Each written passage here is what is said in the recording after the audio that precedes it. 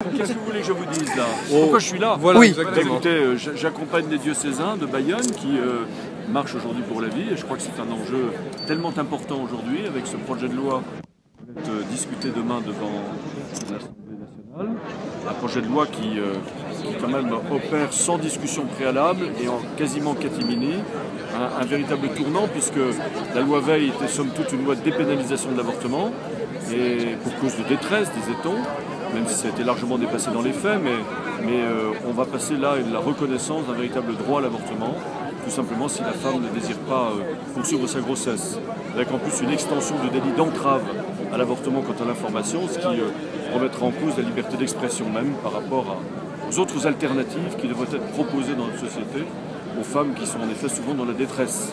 Donc c'est important de rappeler ce caractère sacré et inviolable de la vie humaine.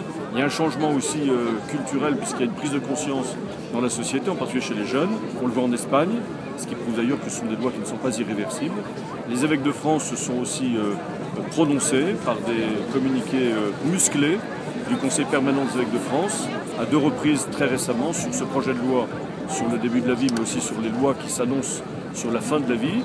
Le pape lui-même a voulu manifester son soutien public aux organisateurs de la Marche pour la vie et a béni les marcheurs. Donc je pense que ma présence est tout à fait normale, comme celle d'autres évêques d'ailleurs, comme vous le savez.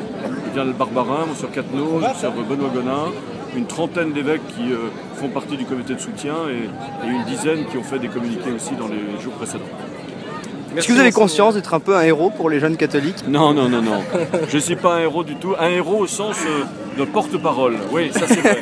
Il faut que nous soyons des porte-parole parce que l'évêque comme toute l'Église, et les jeunes catholiques en particulier, doivent avoir conscience de leur mission prophétique, d'annoncer la vérité et puis, comme le dit souvent le pape François, d'aller à contre-courant d'une société qui propose des valeurs avariées, qui font du mal.